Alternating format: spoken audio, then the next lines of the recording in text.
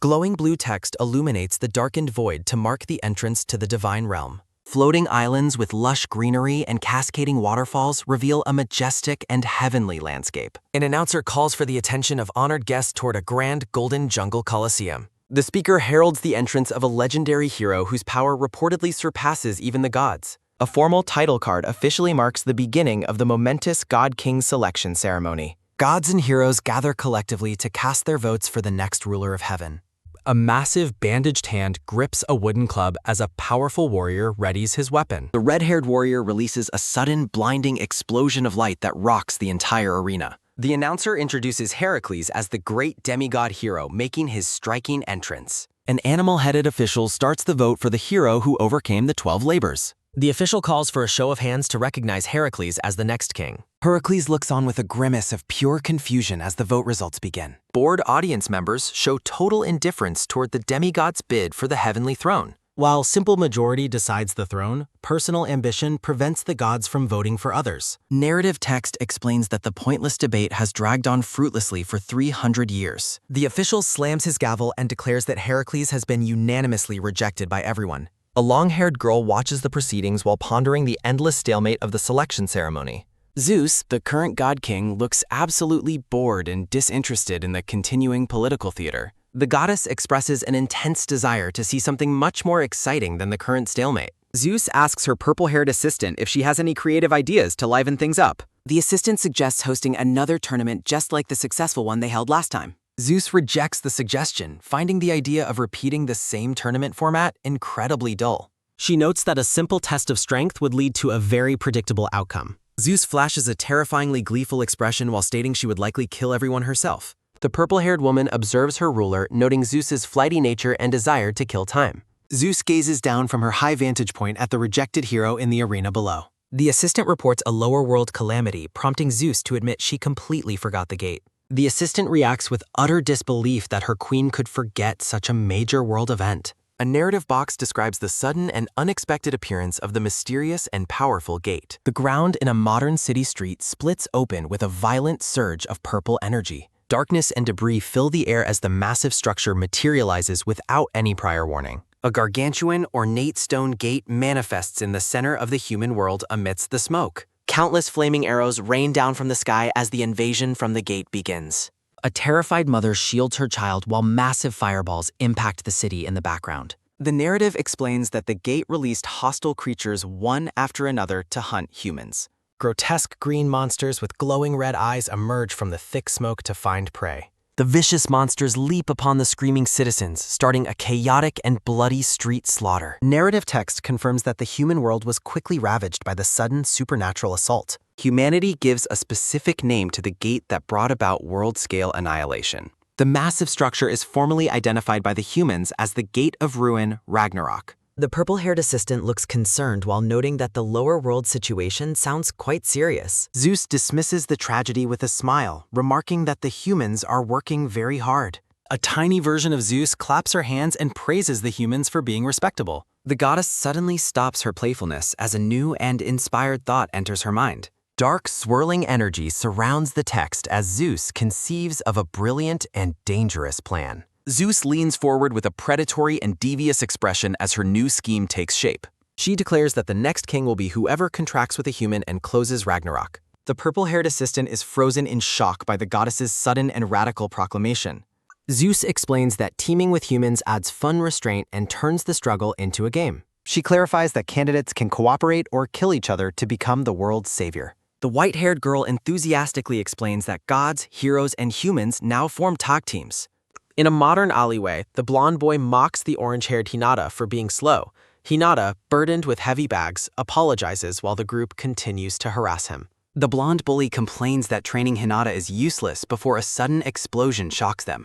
They stare in disbelief as fire consumes a nearby building. A man wonders if a creature has appeared and questions who could be fighting it. Terrified citizens flee as giant, monstrous insects descend upon the city with lethal intent. Amidst the searing flames, a powerful silhouette begins to take shape against the destruction. A radiant hero emerges from the inferno, wreathed in intense, swirling torrents of solar fire. A system notification identifies the hero as rank S, 5th place Yuzuki Kamio, contracted with Ra. Yuzuki hovers triumphantly over the city as adoring fans cheer and offer letters of love. The bullies express frustration over being compared to a monster who finishes battles in one hit.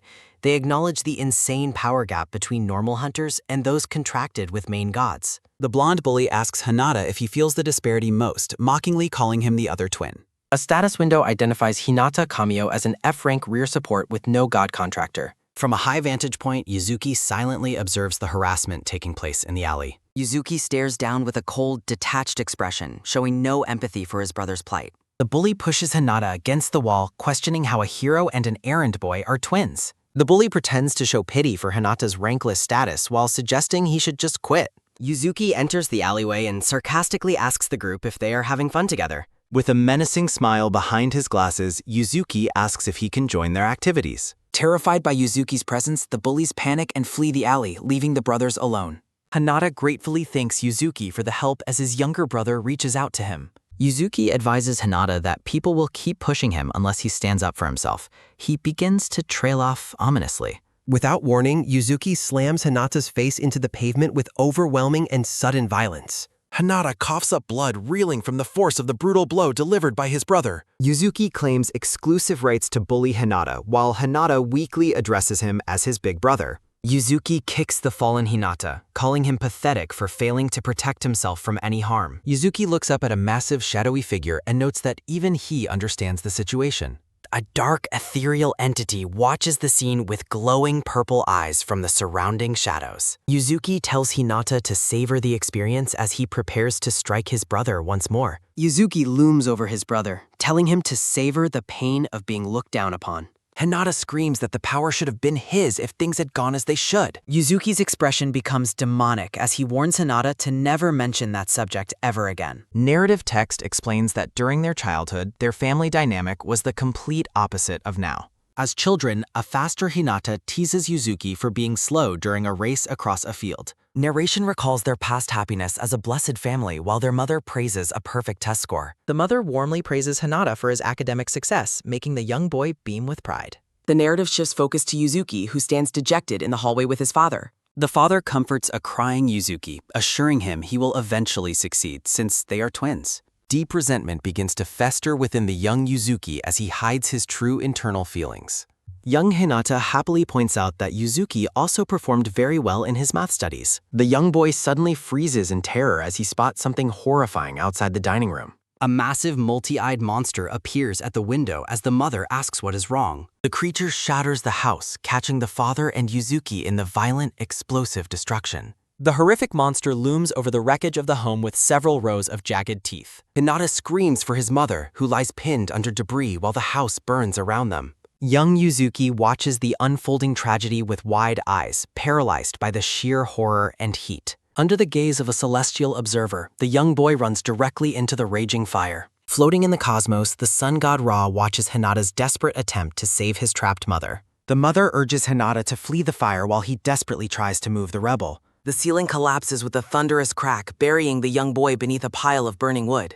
The mother watches in absolute horror as the debris falls, sealing their fate in the inferno. A childhood memory of a burning building haunts the mind as siblings reach out. A woman trapped beneath burning rubble desperately reaches for help in the crumbling structure. The young reddish-haired boy weeps in terror while surrounded by the roaring inferno's heat. He sits paralyzed on the street as fire consumes the buildings in the night sky. Noticing a severed hand nearby, the boy calls out for his father in total despair. An unseen observer comments on the boy's display of bravery during the tragic fire. The young black-haired boy looks up with wide eyes at the mysterious presence watching him. The voice claims to have searched for a long time for someone with such composure. The entity expresses a strong preference for humans who do not flinch before hellish flames. The sun god Ra manifests in golden splendor, looking for a worthy human to contract. Ra offers his hand to the young boy, proposing a formal supernatural contract between them. The two seal their pact with a handshake, igniting a surge of divine solar energy. The reddish-haired boy runs through the fire, screaming for his brother while searching the wreckage. Ra stands with the young black-haired boy, who now wields the god's blazing golden power. Ra realizes there are two humans and wonders if he chose the wrong twin sibling. The young Yuzuki stares with an intense, darkened gaze as flames dance between his fingers. He lashes out with a whip of fire, aggressively warning others to stay away from him. The reddish-haired brother is thrown backward by the force of the sudden and violent blast. Yuzuki is engulfed in a swirling vortex of flames as his latent power finally awakens. The injured Hinata struggles to understand why his own brother is suddenly attacking him so viciously. Yuzuki rants about his resentment, accusing Hinata of always looking down on his younger brother.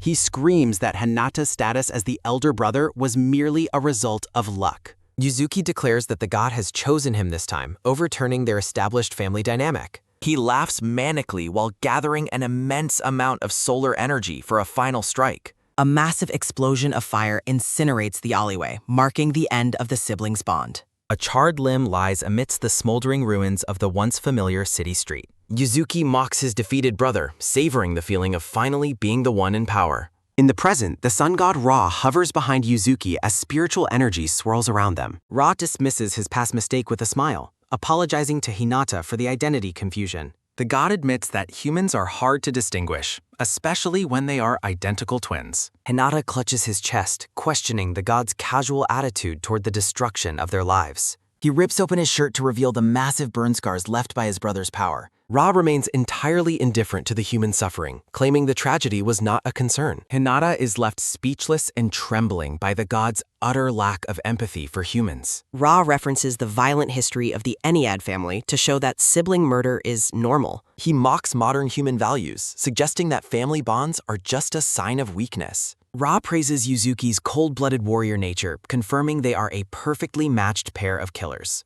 The narrative text confirms that Ra considers Yuzuki the ideal partner for the current era. Hinata stares at the floor in disbelief as the reality of his brother's betrayal sinks in.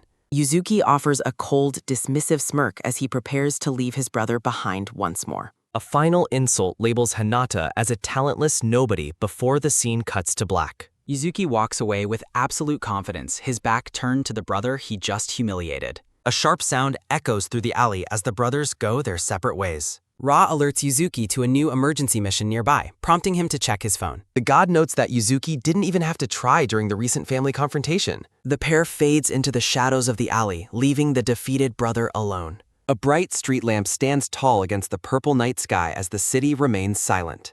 Hinata lies broken on the pavement, staring up at the light as his world collapses. He slowly recovers his senses, wondering how much time has passed since he was unconscious. Leaning against a pole for support, the exhausted boy tries to process his brother's transformation. Hinata collapses in the alleyway, clutching his stomach as he reels from his brother's physical assault. Flashback panels detail the tragedy of their parents' deaths and Yuzuki's transformation into a cruel sibling. Narrative panels contrast Yuzuki's public heroism with the hidden, malicious nature that Hinata alone truly witnesses. While the world cheers for the new S-rank hero, Hinata stares bitterly at his own F-rank notice. Hinata leans against a pillar, reflecting on the unfairness of the day that took their parents away. Narrative text continues the thought that the tragedy should have claimed a different victim instead of them. Overwhelmed by grief and long-held resentment, the young man weeps as he recalls the source of his pain. Narrative text reveals Hinata's darkest secret, his wish that Yuzuki had died instead of their parents. A massive, fiery explosion tears through the city street, signaling the arrival of a devastating new threat. The blonde bully stares in horror at the crater where the invincible hero Yuzuki has been defeated.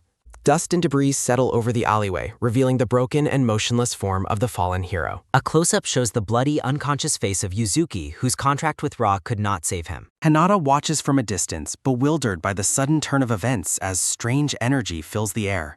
A colossal pillar of brilliant water magic erupts into the sky, dwarfing the surrounding buildings with its power. From his knees, Hinata looks up in terror as a massive water spirit begins to take form. A system window identifies the entity as Undine, an S-rank spirit that completely nullifies all fire-type attacks. Hinata realizes the creature hasn't spotted them yet and recognizes the urgent need to move his brother. Paralyzed by fear, Hinata looks back at the brother who bullied him, weighing the risk of staying. A negative color panel emphasizes the internal darkness and moral conflict currently consuming the orange-haired young man. Yuzuki remains incapacitated on the ground, completely vulnerable to the lethal monster looming just a few feet away. Hinata wonders if his wretched life might finally improve if he simply allowed his brother to perish. Flashes of childhood scars and burning embers reinforce the deep trauma Hinata has endured because of Yuzuki. With a cold, vacant stare, Hinata prepares to abandon his brother to the mercy of the water spirit. The dark entity addresses Hinata as a brat and questions the source of his intense mental agony. Startled by the voice in his head, Hinata clutches his ears as the shadowy presence makes itself known. The shadow suggests using this perfect opportunity for revenge by simply ignoring his brother's impending certain death. The entity refuses to identify itself, instead directing Hinata's attention toward the water spirit preparing its strike. The voice mocks Hinata's jealousy toward his talented brother and reminds him of his past unspoken wishes. The mysterious entity promises that Hinata's wish for a world without Yuzuki will come true if he leaves. The water spirit Undine stares down at the fallen hero, its glowing eyes fixed on its unconscious prey. Hinata trembles with rage and conflict, his face twisted as he considers the dark entity's tempting words. The shadow entity demands to know Hinata's final choice as the window for action begins to close. The voice presents two distinct paths, running away to live or staying to fight and face death. Hinata clutches his school uniform, desperately wanting to return to a life where he is never compared. A sudden vision of his mother trapped beneath burning debris halts Hinata's thoughts of fleeing and abandonment. In the memory, his mother smiles through her tears, accepting her fate while making one last request. The vision of his mother urges Hinata to take care of his younger brother after she is gone. Snapping back to reality, Hinata's eyes blaze with a fierce determination that replaces his previous crippling indecision. With a roar of desperation, the orange-haired boy lunges forward to protect the person he supposedly hates. Hinata lunges toward the danger, insulting his own intelligence for choosing to save his brother despite everything. Facing the monster, Hinata declares that regardless of their mutual hatred, he is still the eldest brother. The shadow entity calls the boy foolish for his soft heart, yet finds his selfless resolve surprisingly noble. A sinister, toothy grin appears within the darkness as the entity reacts to Hinata's unexpected display of courage. Amused by Hinata's bravery, the shadow entity invites the boy to form a contract with it immediately. Hinata questions the entity's identity, but the voice dismisses the concern as irrelevant given their current danger. Undine unleashes a violent storm of water projectiles that home in on the two brothers with lethal intent. A sudden, powerful burst of dark energy intercepts the water attack, creating a shockwave through the alley. A massive pillar of force erupts as Hinata attempts to drag his brother to safety amidst the chaos. The brothers are thrown to the ground by the impact as the dust from the confrontation begins to rise. Hinata stares in awe at the massive crater left behind, stunned by the sheer magnitude of the power.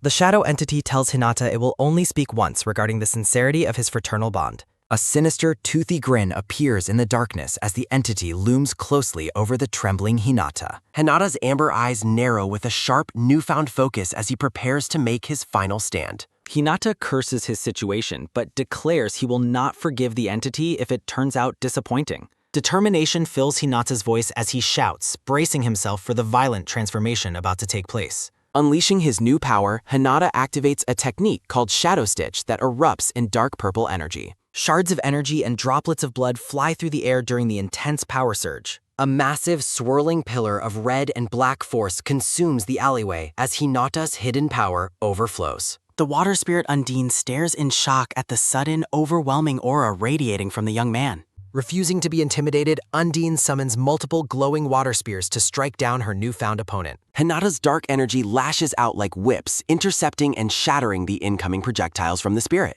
A violent explosion of shadows and light tears through the sky as the two powers collide. Emerging from the smoke, Hinata stands clad in dark ninja-like robes, clutching a katana with deadly grace. The orange-haired boy stares forward with cold intensity, his previous fear replaced by sharp warrior instincts. Undine screams as she gathers a massive volume of water, preparing a counterattack against the transformed boy. The water spirit lunges forward with incredible speed, her liquid form trailing behind her like a comet. Hinata pivots on one foot, his movements becoming a blur as he initiates a high-speed countermaneuver. Sparks fly as Hinata's sword parries the spirit's physical strikes with rhythmic and effortless precision. Hinata's gaze burns with an ethereal light as he prepares the final blow for the creature. With a single fluid motion, Hinata slashes horizontally through the center of the massive water spirit. Undine's severed form hangs momentarily suspended against the backdrop of a bright, glowing crescent moon. A jagged red slash marks the path of Hinata's blade as Undine begins to dissipate. Hinata remains motionless in a follow-through stance, his face reflecting a grim satisfaction after the strike. The scene shifts as recruitment notices and patron thanks fill the screen for the current chapter. Hinata watches as the pieces of the defeated water spirit dissolve into harmless puddles on the ground. Looking at the destruction, Hinata questions if he truly managed to defeat an S-rank monster alone. The boy marvels at his hands, wondering how an F-rank like himself could wield such power. Realization strikes Hinata suddenly as he shouts his brother's name and rushes to find him. Yuzuki lies motionless on the pavement, his body covered in deep gashes and drying blood. Hinata drops to his knees beside Yuzuki, frantically asking if his younger brother is still alive. Gently checking for signs of life, Hinata leans close to his brother's battered and unconscious face. Relief washes over Hinata as he realizes Yuzuki is still breathing despite the severity of his wounds. A sudden splash behind him draws Hinata's attention back to the reforming, more aggressive water spirit. Hinata draws his sword in shock, realizing that Undine is still alive and ready to fight. The boy stands protectively over his fallen brother as Undine prepares a complex array of beams. A beam of concentrated water light catches Hinata off guard, nearly knocking him off his feet. The impact of the attack shatters a nearby stone wall, sending dust and debris everywhere. Undine charges a massive energy attack while a voice asks how the spirit is attacking again. A barrage of lethal light beams rains down, forcing Hinata into a desperate defensive stance. Hinata grunts in pain, unable to read the erratic paths of the incredibly fast water projectiles. Desperate, Hinata screams at the shadow entity, demanding to know how to use the power again. Beams pierce Hinata's skin as he begs the silent entity to honor their contract and help. A massive spike of light pierces through Hinata's side, drawing a spray of crimson across the scene. Blood sprays from Hinata's mouth as he buckles under the sheer force of the spirit's assault. The shadow entity mocks the situation as Hinata realizes they will both die if nothing changes. Undine prepares a final, massive blast of light, her expression twisted into a malicious, liquid grin. Another blast strikes Hinata's shoulder, sending a shockwave of pain through the young man's body. Lying on the ground next to his brother, Hinata weakly whispers Yuzuki's name as consciousness fades. Hinata stares at his sword through blurred vision, coughing up blood as his strength finally leaves him. With trembling hands, Hinata tries to stand one last time, using his katana to support his weight. Distressed, Hinata experiences a surge of dark energy as he prepares for a final stand. Hinata shouts his commitment to take action and fulfill his duty regardless of the cost. Clutching his katana, Hinata is consumed by a violent explosion of red and black energy. Sinister black tendrils creep up the blade of the sword as Hinata grips the hilt. Hinata is completely enveloped by an overflowing column of menacing and powerful dark red energy. A close-up of Hinata's eye reveals a cold, sharp intensity as the transformation takes hold. The orange-haired boy releases a powerful scream while the shadowy aura explodes violently outward. Undine, the water spirit, gathers her strength and prepares a massive magical energy strike. The spirit unleashes a devastating beam of concentrated water energy at her transformed opponent. Emerging through the shadows, Hinata's face bears a terrifying, blood-soaked, and malicious grin. A violent blue explosion occurs as Hinata intercepts the spirit's attack with his new power. Hinata draws his sword and prepares a counterattack while wreathed in dark, shadowy energy. Hinata delivers a massive vertical slash that cleaves straight through the spirit's water column. A pillar of dark purple energy erupts from the ground, piercing and shattering the spirit. Undine's core shatters into fragments as her liquid form finally begins to dissipate into nothingness. After the battle, Hinata stands motionless over the bloodied and unconscious form of his brother. Blood and dark residue stain Hinata's leg as he looks down at his fallen brother. A close-up reveals Hinata's face twisted into a demonic, bloodthirsty expression of complete madness. Hinata raises his darkened blade high into the air, looming ominously over the helpless Yuzuki. A new figure suddenly intervenes, his foot crackling with powerful and brilliant blue electrical energy. The newcomer delivers a swift downward kick that forces Hinata back from his brother's side. Landing gracefully, the red-haired man directs Hinata to move upward as the situation shifts. Minato Izayoi identifies himself as an S-rank hero and tells the unknown boy not to cause trouble. Hinata questions the man's identity while his shadow power continues to flare aggressively. Minato dismisses Hinata's aggression, stating that whatever the boy is planning is likely not going to happen. Hinata lunges forward with a horizontal swing, his katana trailing a wake of black energy. Minato dodges Hinata's enlarging sword and questions whether the boy is unaware of his identity. Minato flips through the air while mentioning his fame and questioning how he wasn't recognized. Minato lands on his feet and concludes that Hinata truly has no idea who he is. Preparing a blue energy blast, Minato claims he will treat his next move as self-defense. A massive pillar of brilliant blue light consumes the alleyway, overwhelming Hinata's dark energy. Hinata lies broken and unconscious on the pavement, his transformation gone and blood covering his face. Minato gazes down at the defeated boy and gives a simple, blunt refusal to his challenge. Hinata later awakens in a hospital bed, his head and body covered in thick medical bandages. Hinata identifies Minato Izayoi as the top S rank, and the hero confirms Hinata's low F rank status. Hinata frantically asks about Yuzuki, and Minato assures him that the medical team is providing care. Minato notes that Hinata is not a registered selectee and must have formed a new contract. The S-rank hero leans in and asks Hinata the identity of the entity he contracted with. Hinata admits he doesn't know his contractor's name because the entity won't answer his calls. Minato asks Hinata why he repeatedly attempted the promotion test despite failing for several years. Minato leans in close and bluntly tells Hinata that his reasoning for trying is wrong. A text bubble repeats the question of why Hinata continued to try despite failing. Hinata's hand trembles as he grips the bedsheets, declaring his absolute need to catch up. A text bubble reveals that Hinata's motivation for trying is focused on his younger brother. Hinata's eyes burn with a fierce, renewed determination despite his many injuries and bandages. Minato expresses disbelief that an F rank like Hinata intends to catch up to an S rank. The S-rank hero suddenly crouches down and begins to laugh at the sheer absurdity. Minato expresses his amusement, stating that he likes the boy and finds him very interesting. Minato tosses a small item to Hinata and announces that he is giving him a gift. Walking away, Minato tells Hinata to meet him tomorrow at a promised location. A modern white school building stands prominently under a bright, sun-drenched, and clear blue sky. Walking through a bright hallway, Hinata questions why he was instructed to come to this location. Hinata tentatively pushes the classroom door open and announces his presence to those waiting inside. A massive energy blast tears through the room, throwing furniture and Hinata across the chaotic classroom. Two powerful selectees, a silver-haired man and a blonde girl, clash with incredible speed and force. Buffeted by intense winds and debris, Hinata wonders what kind of monsters these people truly are. Minato Izayoi calmly observes the wreckage, noting that the classroom is already a mess on day one. Hinata remains visibly flustered while 3 other students sit at their desks following the brief skirmish. One of the students points and shouts that Hinata is the specific person they expected. Minato Izayoi laughs nervously while noting that he's glad to see everyone is getting along already. Topping a piece of chalk against the blackboard, Minato suggests that they reset the class's mood. Minato Izayoi introduces himself as the instructor and enthusiastically greets the students with a wide smile. Minato points toward the students and instructs them to introduce themselves in order, starting with the girl. Rin Shishik introduces herself as a rank D hunter whose contractor is the mythological hero Beowulf. Fugo Mizukuri, a silver-haired rank D hunter, casually identifies his partner as the Roman goddess Minerva. A blue-haired girl expresses her excitement about working with the group and greets her new classmates.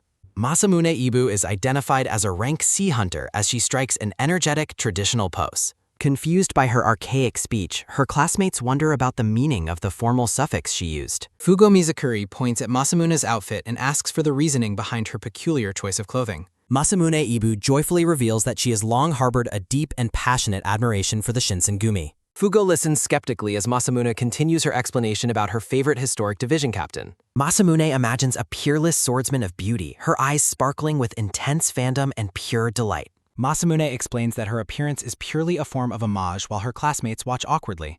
A dark-haired young man hides inside a locker, trembling in fear as he peeks through the opening. Observing the terrified figure in the locker, Hinata wonders why the contractor looks so afraid of Masamune. Minato Izayoi cuts Masamune off, stating that her particular interests have been sufficiently explained for now. A text bubble urges the class to keep things moving since they are running behind schedule. Hinata nervously identifies himself as Hinata Kamio, an F-rank rear support officer to the entire class. The students react with total shock and confusion when Hinata admits he doesn't know his contractor's identity. Minato explains that Hinata only made his contract yesterday, causing the blonde girl to scream in surprise. Fugo notes that the selection war started 10 years ago and labels Hinata an incredibly laid-back candidate. Minato draws a diagram on the board while asking what Hinata and the others have in common. The students guess their shared age, but Minato corrects them, stating that 17 is not the answer. Minato lists unstable abilities and poor communication with contractors as common traits the students all possess.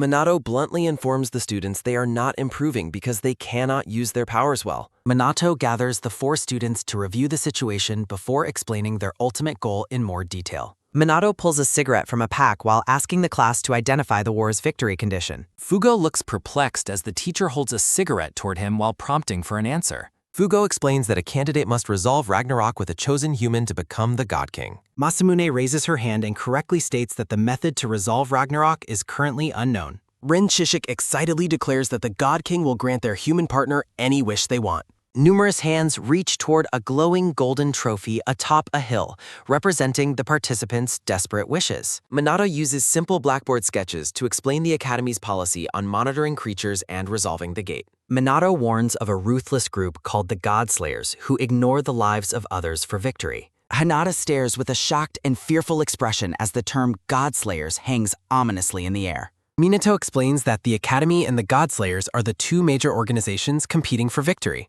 Minato crushes his cigarette while explaining that the Godslayers are trying to eliminate rivals before Ragnarok ends. Laughing heartily, Minato admits to the class that the Academy is currently on the back foot.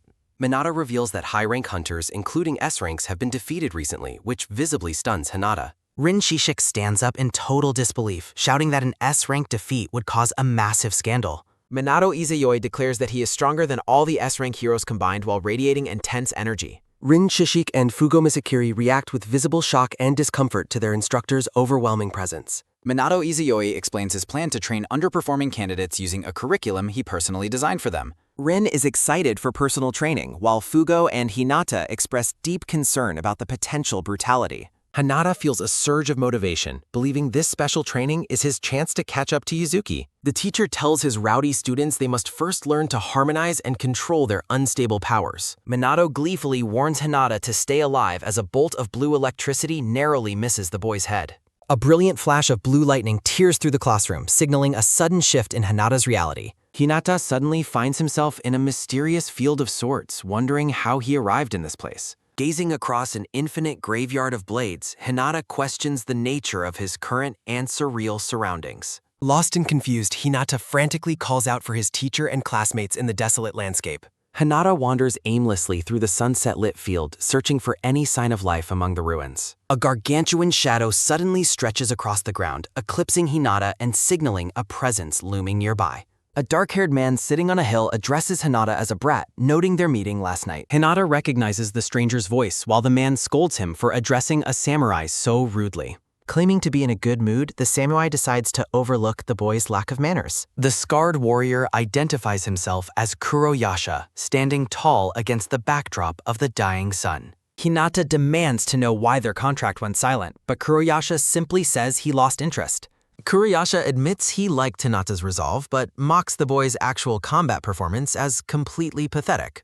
The samurai declares Hinata unworthy of his power, calling his previous assistance a strictly one-time favor. Hinata asks if Kuroyasha wants the throne, but the samurai claims he has no interest in it. Kuroyasha explains his intent to sightsee in the mortal world until the selection war concludes. A moment of internal silence follows as Hinata processes the samurai's dismissive and independent attitude. Determined to change the samurai's mind, Hinata reaffirms his desperate need to catch up to Yuzuki.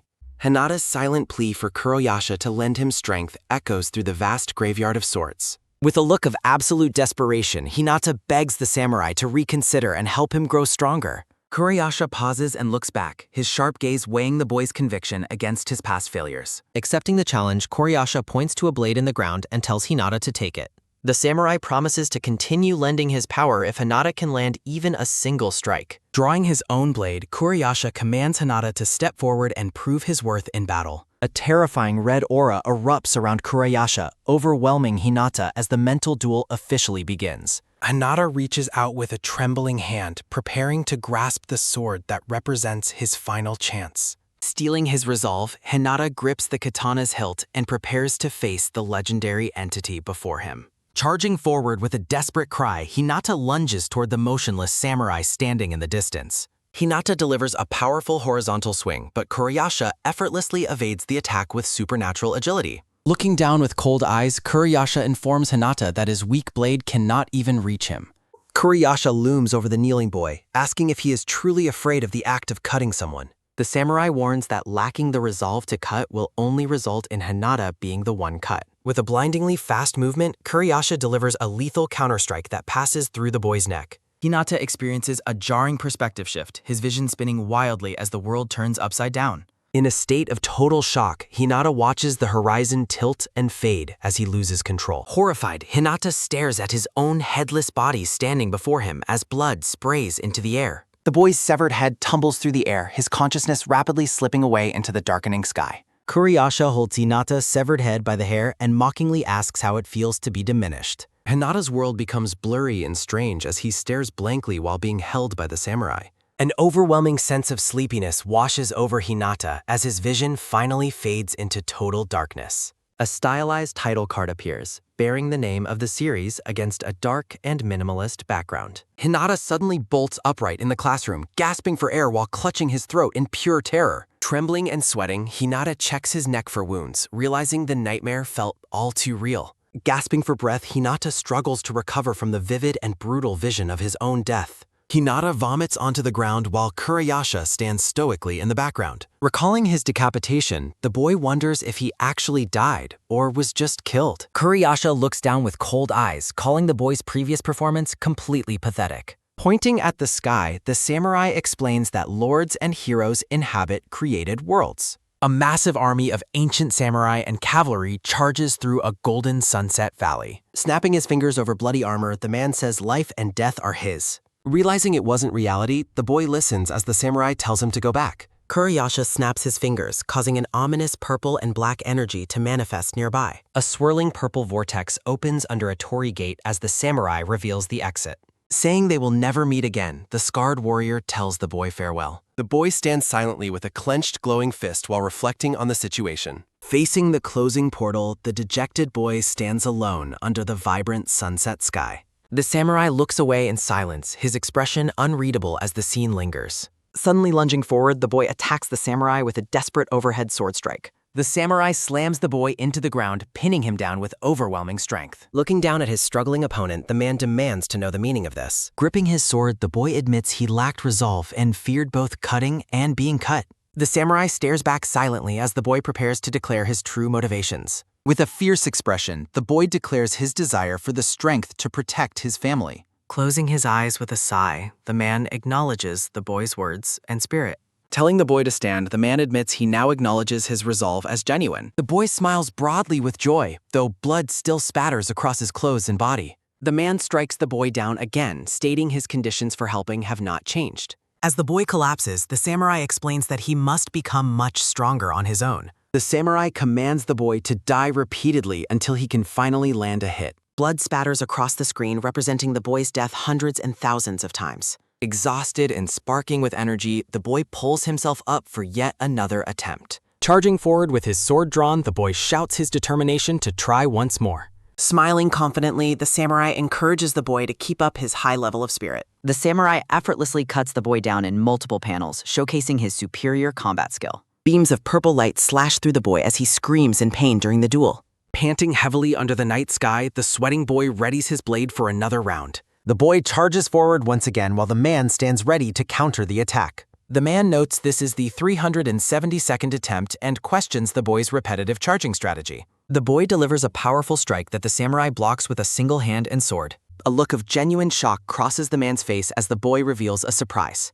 Grinning through his exhaustion, the boy prepares to unveil the secret intent behind his charge. The boy manages a grazing blow on the man's shoulder, shouting that he finally succeeded. Gasping for breath, the boy feels frustrated that his successful hit was only a close call. The man praises the boy's setup, realizing the repetitive moves were just a clever distraction. The samurai notes that even a novice learns something after being cut down hundreds of times. Deciding to change things up, the man prepares to increase the intensity of the training. The man manifests a large, dark spear, shifting his stance to utilize the new weapon. The boy stares with wide eyes and open-mouthed shock as he sees the weapon change. Demonstrating mastery of all arms, the man spins multiple spears and arrows with incredible speed. The man explains that his arrow was one where swordsmanship alone was not enough to survive. Jumping through the air, the man impales the boy through the chest with his long spear. The boy gasps in agony as blood and purple energy erupt from the chest wound. An arrow strikes the boy squarely in the forehead, catching him completely by surprise. Holding a bow, the man asks the boy if he is surprised by the new weapon. Attempting to retreat, the boy realizes he must put more distance between himself and the samurai. Hinata's escape fails as a purple energy spear pierces his chest, eliciting a scream of agony. Through the massive chest wound, the stoic warrior watches as the boy collapses from the strike. The boy reflects on the unfairness of the fight where anything seems to be permitted. Manifesting a matchlock, Kurayasha notes that combat changes entirely when facing ranged weapons in a duel.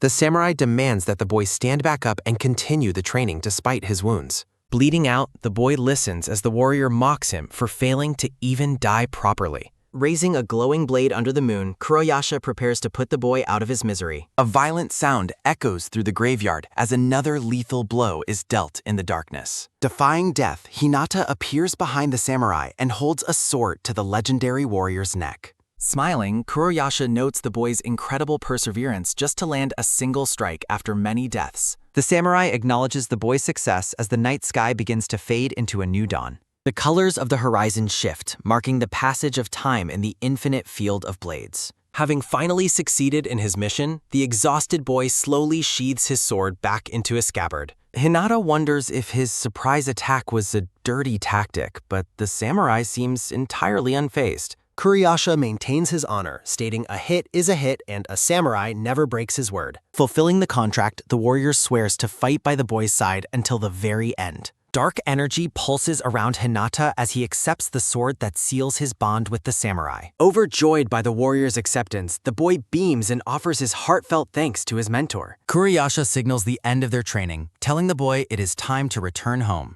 Hinata stands before the swirling purple vortex, preparing to leave the surreal dimension and return to reality. The scene shifts to a wounded blue-haired girl, suggesting that trouble has already begun elsewhere. Hinata confirms that the vortex leads back to the mortal world, and the samurai provides a confirmation. Hesitating at the portal's edge, the boy is scolded by the samurai for being scared of everything. Tired of the boy stalling, the samurai kicks Hinata through the portal and back to his world. The gateway seals shut, leaving the scarred warrior alone in the silent, sunset-lit field of swords. Screaming in terror, the boy falls through a dark, swirling void connecting the two different realms. Hinata suddenly bolts awake at his desk in the classroom, gasping as he returns to reality. Looking around the messy and silent classroom, the boy wonders why the room is in such disarray. Checking the clock, Hinata is stunned to see that only an hour has passed in his world. Kurayasha appears, reminding the boy that the sword graveyard was not part of the mortal realm. The samurai explains that time flows differently there, equating 3 days of training to just 1 hour. Noting Hinata's odd expression, the warrior asks what is wrong with the boy's relieved and silly face. Relieved it wasn't a dream, Hinata laughs while a red-haired man enters through a broken wall. The man welcomes Hinata home with a head pat, while the boy identifies him as Izayoi-san. Izayoi observes that the training went well, noticing the change in the boy's presence and spirit. Kurayasha stands silently in the background, his expression unreadable as he watches the student and teacher. Izayoi asks if he managed to survive without dying, but Hinata admits he was killed hundreds of times. Izayoi acknowledges the truth, reflecting that dying even once is usually enough to break a person's mind. The teacher realizes that the boy possesses a level of mental toughness that far exceeds his appearance. Hinata asks for mercy in the future, but the samurai bluntly refuses to ever go easier. The boy suddenly remembers his classmates and asks the teacher what happened to everyone else during his absence. Looking out the window, Hinata is shocked to see his friends lying defeated and broken on the ground. Izayoi casually explains that he has never fought them directly before, unlike his experience with Hinata. A mental note reveals that the teacher gave the other students a brutal test while Hinata trained. From the ground, the battered students cry out that their teacher is a demon who nearly killed them.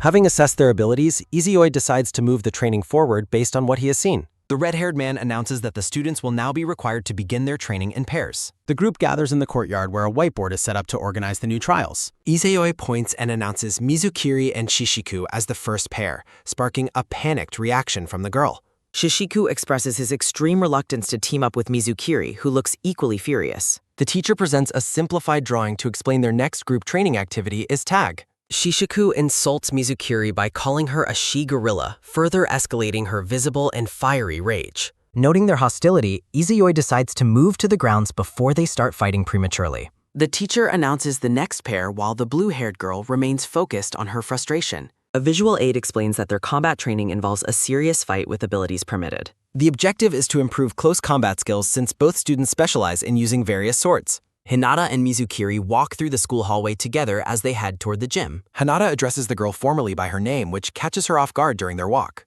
Mizukiri tells Hinata to drop the formalities and call her Masamune since they are peers of the same age. Mizukiri agreeably calls Hinata Dono while he notices her sudden shift into a master-servant dynamic. Hinata inquires about the girl's inability to communicate with her contractor, recalling the teacher's earlier comments. Mizukiri admits her contractor is terrified of Hinata's samurai spirit, showing a vision of him hiding. A memory shows the blue-haired girl scaring her own contractor, who cowers in fear of her. Mizukiri claims she has spent 10 years trying to build a bond with her elusive contractor. Mizukiri describes her extreme measures, including hanging portraits, visiting famous locations, and constantly talking to him. The girl's dedication to her contractor continues relentlessly every single day from morning until night. Mizukiri explains her deep respect for Okita is based on childhood stories, while Hinata watches her obsession. Screaming out the window, Mizukiri demands to know why her contractor refuses to acknowledge her love. The scene shifts to a vast, empty indoor training hall where the upcoming duel begins. Hinata prepares for the fight by calling on Kuroyasha, who responds with a bored and dismissive grunt. Manifesting his resonance form, Hinata dons a red scarf while wielding a powerful black-edged katana. Mizukiri is genuinely impressed by Hinata's resonance, finding his transformed appearance and powerful aura to be incredibly gallant. Grinning confidently, Hinata reflects on his success at achieving his resonance form through his own willpower. Excited by the display, the blue-haired girl eagerly asks Hinata to start their sparring match at once. Noticing her lack of transformation, Hinata asks why she isn't planning to use her own resonance power. Mizukiri explains that her lack of connection with her contractor prevents her from using resonance at will. As Okita watches silently from the distance, Mizukiri tells Hinata not to fear her lack of resonance. Lunging forward with high speed, the blue-haired girl draws her sword to begin her first strike. Mizukiri delivers a heavy overhead strike that Hinata manages to block with his black blade. Kuroyasha observes the girl's technique with a look of surprise, acknowledging her high level of skill. The girl explains her proficient sword handling is due to her role as an assistant instructor at a dojo. Kuroyasha warns Hinata to be careful, noting the girl is capable and her skill is not all talk. Engulfed in a fiery golden aura, Mizukiri proves she is a C-rank threat even without resonance. The two warriors clash violently, their blades sparking as they trade high-speed blows in the hall. Mizukiri unleashes a relentless barrage of slashes, forcing Hinata to stay completely focused on his defense. Kuroyasha tries to give advice mid-fight, but Hinata snaps back, asking if it must happen right now. The samurai spirit demands that Hinata force the girl to resonate so he can see her full power. Kuroyasha tells Hinata there is an easy way to get a samurai contractor to finally cooperate. Screaming with intense focus, Mizukiri raises her sword for a devastating vertical strike against her opponent. Hinata readies himself for a counterattack, holding his black sword steady as the girl lunges forward. A massive surge of dark energy erupts as Hinata deals a powerful blow to Mizukiri's incoming attack. Mizukiri's eyes widen in shock as she realizes the sheer power behind Hinata's sudden and violent counter. Purple energy slashes through the air, narrowly missing the girl as the force of the strike explodes. Realizing she cannot dodge the incoming move, Mizukiri remains frozen as the dark energy closes in. The girl is forced backward by the shockwave of the strike, struggling to maintain her footing. Stunned by the turn of events, Mizukiri realizes that Hinata's sword is resonating with immense power. A mysterious voice speaks from the shadows, stating they do not know Hinata's true identity. Vowing to protect the girl, a ghostly hand reaches out to intervene in the high-stakes duel. Okita Soji finally manifests to protect Mizukiri, revealing his title as the Shinsengumi's 1st Division captain. A production logo transitions the story to the aftermath of the intense duel between the two students. Mizukiri gazes at Okita Soji in disbelief as the legendary samurai finally manifests to protect her during training. Hinata stands ready with his black sword while Kuroyasha watches the newly appeared division captain with a knowing look. Kuroyasha smirks at the boy, pridefully noting that his prediction about the samurai's intervention came true exactly as stated. Hinata explains to a bewildered Mizukiri that he was acting on the specific tactical advice provided by his own contractor. A mental flashback begins as the samurai instructs his student to pay close attention to his upcoming battlefield strategy. The mentor advises the boy to exploit the core instincts that define every true samurai during a confrontation. Narration explains that a samurai naturally risks everything for what is precious, a trait even more pronounced in heroes. Hinata recalls his internal hesitation as he questioned what specific actions were necessary to trigger the girl's contractor. Kuroyasha bluntly commanded Hinata to kill the girl, causing the boy to stare at his mentor in utter shock. After Hinata protests the cruel command, the samurai clarifies that he only needs to convincingly feign a lethal intent. The warrior explains that pushing a student to the brink of death is the only way to force contractors out. Returning to the present, Hinata's internal monologue confirms that this risky gamble was the reason for his sudden aggression. Okita appears visibly shaken and emotional as he processes the intensity of the situation he was forced to resolve. With stars in her eyes, Mizukiri joyfully asks if his appearance means he cares, while the samurai bashfully confirms it. The blue-haired girl wipes away tears of joy, admitting she was convinced that her contractor actually hated her all along. Mizukiri explains her fear of never communicating with him, while Okita listens with a deeply apologetic and solemn expression. Reaching out to his partner, Okita apologizes for his distance and affirms that he chose her because he acknowledges her. Overcome with happiness, the girl beams with a radiant smile as she finally confirms her long-awaited spiritual bond. Mizukiri bows deeply to thank Hinata for the opportunity, while he admits his only goal was to see her strength. The girl offers a special display of gratitude, signaling that she is ready to unveil a powerful secret technique. Pink energy and petals swirl around the girl as she prepares to unleash her newly resonant sword power. Transformed into her full resonance form, Mizukiri proudly introduces her legendary weapon, the Kiku Ichimonji Norimune, before launching a strike. Hinata braces himself with a determined shout, preparing to face the incoming assault with his own energy barrier. A blinding flash of white and blue energy erupts as the two powerful forces collide in the training hall. Moving with incredible speed, the girl executes her signature triple thrust technique, manifesting 3 distinct paths of piercing energy. Realizing the danger of the incoming attack, a panicked Hinata shouts that the situation has taken a turn for the worse. A massive explosion of dust and debris fills the training hall as the force of the collision devastates the area. The scene transitions to the hallway where the students and their contractors walk together after the grueling session. While Mizukiri is energized by their progress, a battered and exhausted Hinata dejectedly reflects on his own pathetic performance. The group arrives at a door marked for training where the sound of a violent struggle echoes from within. Hinata and Mizukiri pause in confusion, wondering if the other pair is still engaged in their training game. Izuyoi sits casually on the floor and greets the returning duo, asking for a progress report on their match. Observing their improved dynamic, the teacher notes with satisfaction that the two students finally managed to get along. The teacher praises Mizukiri's strength and explains that a serious match was necessary to bond, while Hinata agrees completely. Hinata is startled as a chaotic and fiery presence suddenly erupts from the other side of the hallway doorway. A massive impact shakes the ground, throwing debris everywhere as the other student's training session reaches a violent peak. Shishiku yells at his opponent to stop attacking, insulting her as a she-gorilla while dodging a series of fiery blows. The group watches in shock as Izuyoi reflects on his plan to train students who possess particularly unstable powers. Watching the contractors chase each other in the distance, the teacher admits that the spiritual beings are a handful. A massive, muscular man identified as Beowulf cheers enthusiastically, urging the monstrous girl, Rin, to kill her opponents. Desperate to survive the onslaught, the green-haired boy frantically commands his own contractor, Minerva, to finally restrain their attackers. Shishiku is stunned to see a sleeping girl and an owl, who tells him to be quiet because Minerva is resting. The monstrous girl lunges at a terrified Shishiku, who screams in frustration about her contractor falling asleep during battle. A violent shockwave erupts, signaling the end of the chaotic brawl between the two mismatched pairs of fighters. Izuyoi gathers the exhausted students and orders them to focus, despite one of them lying defeated on the floor. The teacher playfully uses finger puppets to announce that the students must now prepare for a 4-on-1 battle. Granting a brief break, Izuyoi leaves the students slumped on the ground, completely drained from their previous trials. The students realize they have no hope of victory if they simply charge at the teacher without a strategy.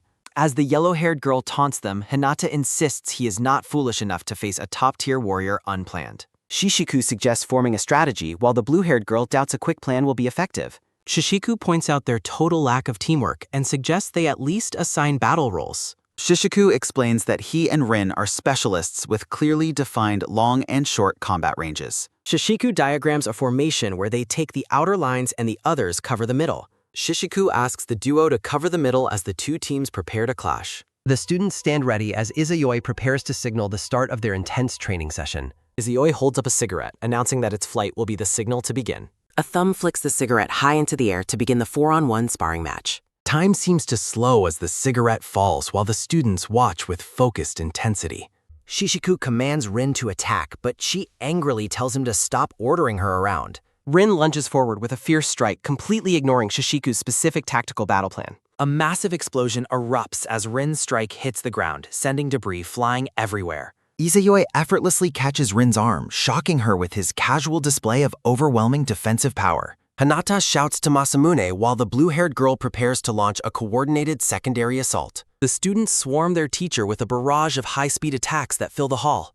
Shishiku cheers enthusiastically, convinced that they have managed to land a decisive blow on Izayoi. Izayoi explains that Rin's attempt to distract him was useless because she shouted before striking. Hinata grits his teeth in frustration as his high-speed movement is easily tracked and countered. Izayoi observes that Hinata is only using partial resonance on his limbs during the charge. Izayoi reacts with mild surprise as Hinata attempts a sudden, heavy overhead strike at close range. Vines erupt from the floor to bind Izayoi's legs as he praises their first teamwork. Dark energy surges from Hinata's blade while Izayoi prepares to release a massive, shocking counterattack. Hinata yells that Izayoi won't win a power contest while dark lightning crackles around them.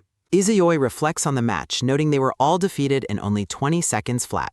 The training hall shows heavy structural damage with deep cracks following the students' complete defeat. Izayoi demands that the exhausted students last at least 5 minutes in their next session. Shishiku and Hinata wonder about Izayoi's contractor, noting that S-rank beings are usually kept secret. Izayoi confirms that some hide their contractors, while Masamune asks for the specific reason why. A white-haired girl appears behind Izayoi, stating that the current situation is entirely too boring. The girl questions if Izayoi has time to play with children during a global stalemate. Izayoi suddenly shouts for the students to get away from the mysterious white-haired child immediately. The girl is revealed as Zeus, manifesting a colossal and terrifying aura of golden divine energy. Zeus hugs Minato and asks why he is bothering to train people who are competition. Zeus suggests with a wide, predatory grin that killing them now would be much easier. The students are paralyzed by the murderous intent and overwhelming pressure emanating from the powerful girl. Narration explains that in that brief moment, everyone realized the Lord King's complete lack of empathy. The text continues, noting that the current ruler possesses absolutely no concern for humanity's plight. A dark void emphasizes the chilling reality that human lives mean nothing to the supreme ruler. The school building stands silent under a glowing orange sunset as the long day ends. A massive hole in a hallway wall serves as a reminder of the day's violence. Hinata and Shishiku slump at their desks complaining about the overkill of their first day. Rin complains about being forced into a mock battle against a top S-rank fighter immediately. Zeus's influence lingers as she gleefully repeats that their end is coming at the very finish. Shishiku asks if they will survive, while the others remain lost in deep, worried thought. Masamune declares that they won't know the outcome until they actually try to face the future. The girl remains optimistic, arguing that tomorrow's problems should only be worried about when tomorrow comes. Hinata laughs at Masamune's optimism as the group finally prepares to head home for tonight. Izayoi waves to the group, expressing relief that they are all still present and unharmed. The teacher smiles warmly, promising to show them one last important place before they depart. The series title card appears over a view of the city buildings at late sunset. As the sun sets, a student desperately begs the teacher for mercy after their grueling session. While the group slumps in exhaustion, the red-haired teacher promises their next stop is brief. Standing before a massive skyscraper, the teacher claims that the students will love their destination. Confused by the grand surroundings, the blue-haired girl and orange-haired boy wait for an explanation. The group is awestruck by the luxury hotel lobby featuring a massive fountain and chandelier. The teacher explains that this building is an academy dorm reserved exclusively for high-rank hunters. A sprawling cafeteria offers the students an unlimited variety of Japanese, Western, and Chinese cuisines. The tour continues as the teacher highlights the presence of a fully equipped modern gym. The scene highlights a long row of advanced treadmills available for the hunters' physical training. Massive communal baths are showcased, which are conveniently available for the students to use 24/7. Gazing up at the glittering chandelier, the girl begins to worry about the cost of living. Panicked by the obvious luxury, the girl frantically asks how much the rent will cost. The teacher gleefully reveals that the residence is free, leaving the girl completely stunned by luck. Narrative text describes the Hunter Training Institution as a government agency founded to handle global threats. Because hunters protect citizens from monsters, the agency's budget far exceeds that of normal police. The gray-haired boy compares the dorm to a hotel, while the teacher mentions S-rank rooms. Spotting something incredible, the yellow-haired girl excitedly screams for her classmates to come and see. The students enter a lavish, modern apartment suite that leaves them gasping in absolute disbelief. Diving onto the soft bed, the girl exclaims that she only saw such luxury on television. The gray-haired student asks for clarification, and the teacher confirms these are all private quarters. Overwhelmed by the news, the girl faints as the teacher explains the rooms are fully furnished. The teacher announces that this luxurious place will officially become their new home starting tomorrow morning. While the teacher beams with pride, the other students remain frozen in a state of shock. The yellow-haired girl reacts with a hilarious expression of pure shock as the reality sinks in. Shaking the teacher, the girl confirms their residency while the boy asks if F ranks qualify. With a suspicious glint, the teacher claims the facility staff were thrilled to accommodate the request. A brief flashback reveals the teacher actually coerced a terrified supervisor into granting the group rooms. Overjoyed by their luck, the two girls celebrate and prepare to head home to pack. The blue-haired girl suggests a room-showing party, and the gray-haired boy enthusiastically agrees to participate. For a moment, the gray-haired boy's expression softens as he reflects on his own personal circumstances. The teacher leaves the packing to the students, while the orange-haired boy watches his friend walk. The scene shifts to the city's residential buildings under the clear, bright sky of a new day. Back at her messy old room, the yellow-haired girl begins packing her belongings into a duffel. The yellow-haired girl waves a cheerful goodbye to her former companions as she departs the gate. At her own home, the blue-haired girl carefully packs a box filled with specialized collector figures. Feeling the heat of the labor, the girl wipes sweat from her brow while smiling happily. Her spiritual contractor watches from the shadows, observing her progress as she loads up the truck. As the gray-haired boy walks through the neighborhood, a young voice calls out to him excitedly. Hearing the call, the boy turns around with a gentle and warm smile for his brother. A comforting hand reaches out to pat the dark-haired child's head in a gesture of affection. Alone in a quiet traditional room, the orange-haired boy kneels in front of a family shrine. Closing his eyes in deep concentration, the boy offers a silent prayer to his deceased parents. Addressing his parents' photos, the boy reports that he has finally achieved the status of selectee. He reflects on his powerful teacher and the potential for true friendship with his new classmates. Looking at his open palm, the boy acknowledges that he still has a long way to go. Clenching his fist with iron resolve, the boy vows to become strong enough to protect his brother. With a determined gaze, the boy makes a solemn promise to uphold his duties as a hunter. The boy is suddenly startled when his grandmother opens the door to check on his well-being. Recognizing his grandmother, the boy apologizes for being distracted while she asks if she interrupted him. The elderly woman invites him to breakfast, and the boy prepares to join her for a meal. Hinata tries to decline a meal due to time, but his grandmother insists on one last visit. Though clearly hesitant, Hinata eventually relents and agrees to stay for a meal with his grandparents. His grandmother presents a feast of his favorite simmered dishes, urging him to eat as much as possible. Hinata enjoys the meal with his grandparents, determined to nourish himself before his upcoming trials. His grandfather recalls giving the same advice to Yuzuki before emphasizing a lesson Hinata must remember. The elder reminds Hinata that he is his own person and shouldn't feel pressured to follow Yuzuki. Touched by the support, Hinata pauses mid-meal to acknowledge his grandfather's heartfelt words of encouragement. Hinata confesses his lingering fear and private doubts about his ability to handle what lies ahead.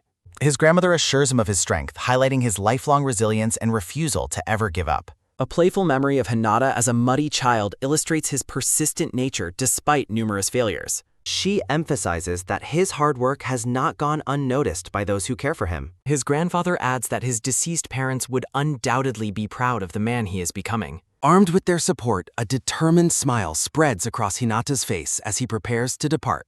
He vows to do his best and honor his parents' memory by forging his own path forward. With a final shout, Hinata announces his departure as he sets out to face his destiny. He reaches toward the sun, a symbolic gesture of his renewed resolve and bright future ahead. Narrative text explains how the warm words of his family fueled the fires of the boy's determination. Time passes quickly as the story shifts to several weeks after the formation of the special class. A heavy impact marks the start of a vigorous training session for the newly formed team. Masamune uses a megaphone to announce the next drill, keeping the momentum of the morning practice going. A small army of robots is deployed as targets for a high-intensity precision shooting and combat drill. The signal to begin resonates across the training grounds as the students prepare for immediate action. Fugo and Masamune Ibu take their stances, ready to engage the mechanical foes with their respective weapons. Chaos erupts as the students unleash their powers, tearing through the robots in a flurry of destruction. Hinata remains focused as Masamune counts down the final 30 seconds of the intense mock battle interval. Springing into the air, Hinata readies a powerful strike against his next mechanical opponent.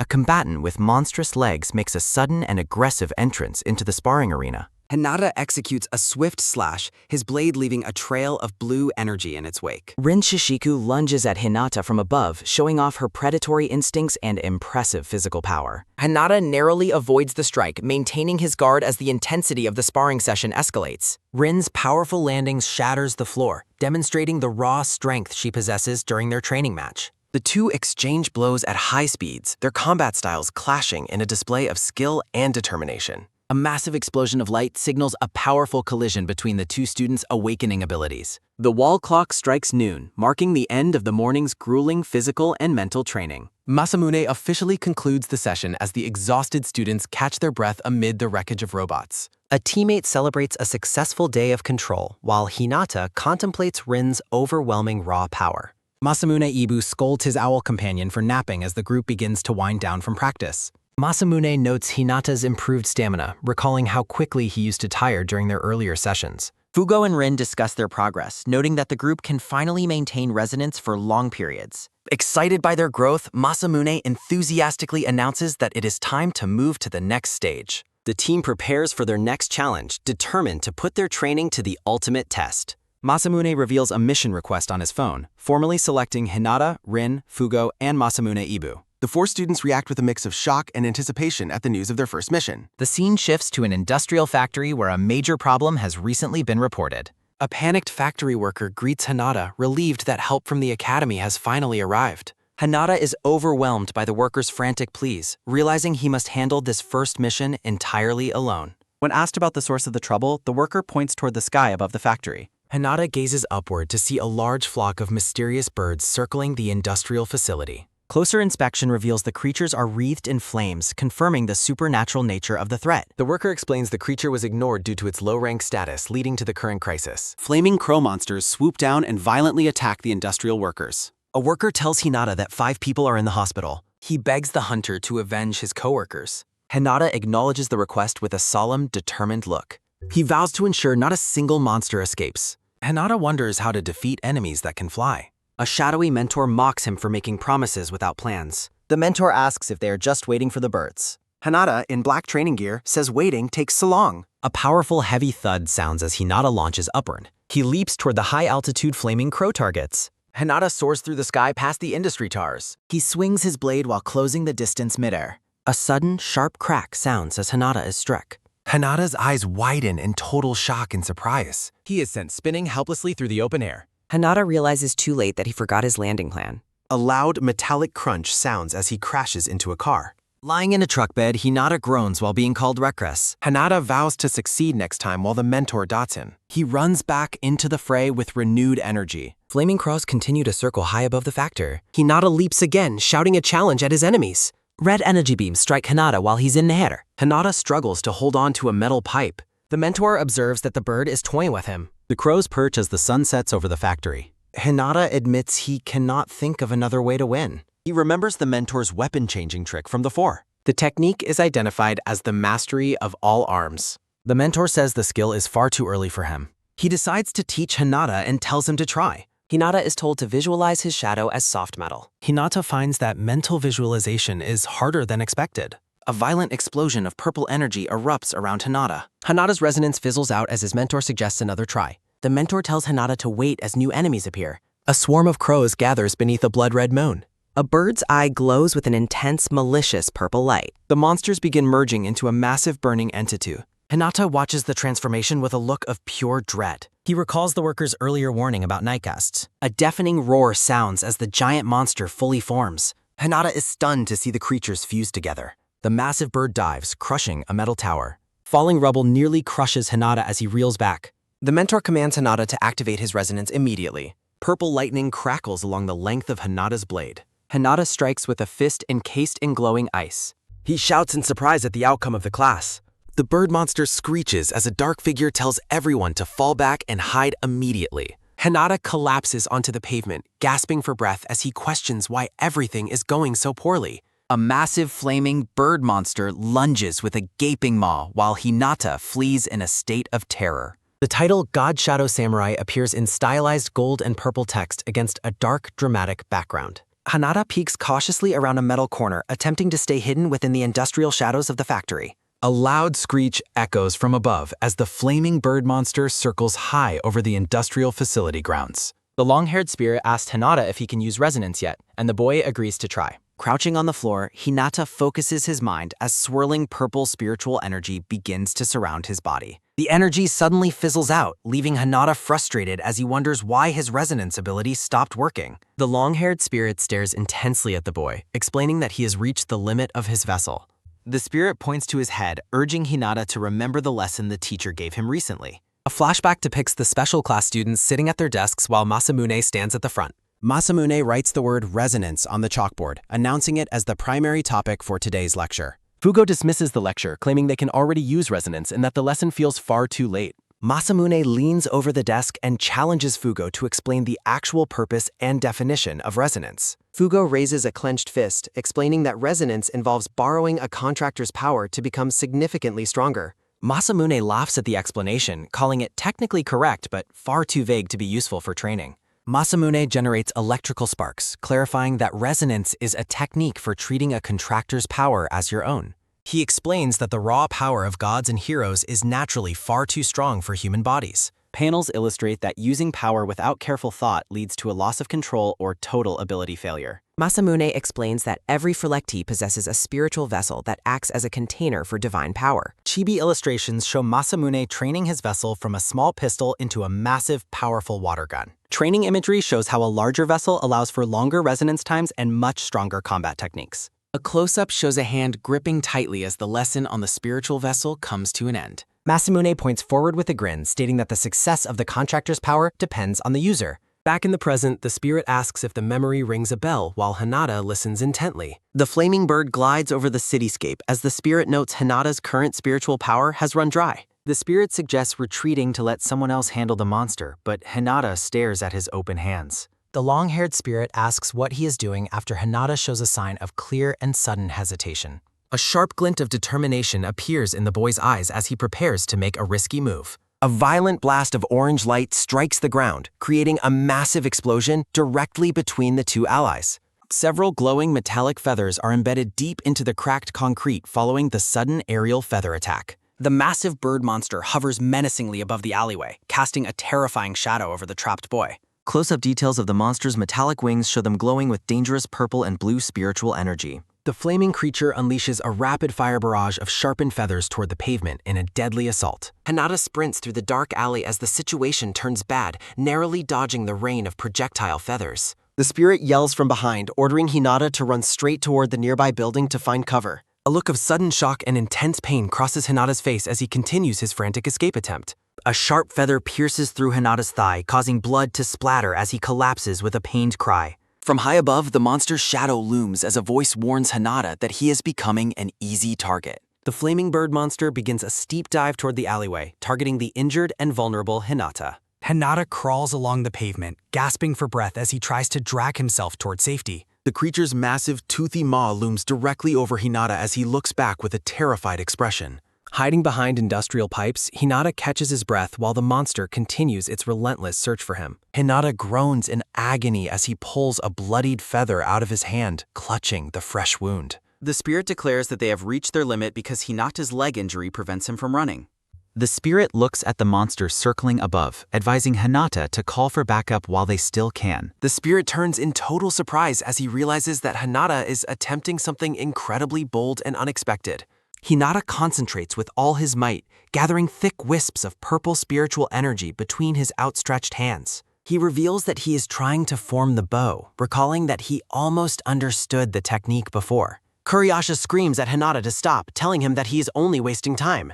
Kuriyasha explains that Hinata cannot create a bow while his stamina and will are nearly spent. Hinata focuses, telling himself to think of the shadow as soft metal to regain resonance. The boy reflects that the hard part is picturing the bow's shape while trying to remember. Scenes from his memories flash as Hinata concentrates all his remaining energy to manifest his power. Narrative text questions how Kuriyasha used his bow and what the weapon actually looked like. Kuriyasha tells Hinata that the enemy powered up too much and there is no shame in retreating. A massive bird monster screeching loudly dives from the top of the industrial structure. Kuriyasha grits his teeth and realizes with dread that their hidden location has been discovered. As the monster attacks, Kuriyasha screams for Hinata to run away from the danger immediately. Hinata's eyes shows intense resolve as he decides he has had enough of the running. The text Mastery of All Arms appears as Hinata activates his powerful hidden ability. The bird monster lunges with its flaming mouth open wide, ready to swallow its prey. Hinata manifests the Great Bow, a colossal weapon of dark energy, and prepares to fire. Hinata fires a massive glowing arrow that streaks upward toward the giant flying monster. The energy arrow shatters the bird's head in a blinding explosion of spiritual power. Hinata stands poised with his spectral bow, watching the monster's remains dissolve into light.